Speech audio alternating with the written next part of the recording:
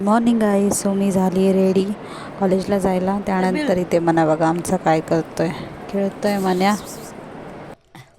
काय ना सो आता चाललोय कॉलेजला. मामी आली आहे माझ्यासोबत.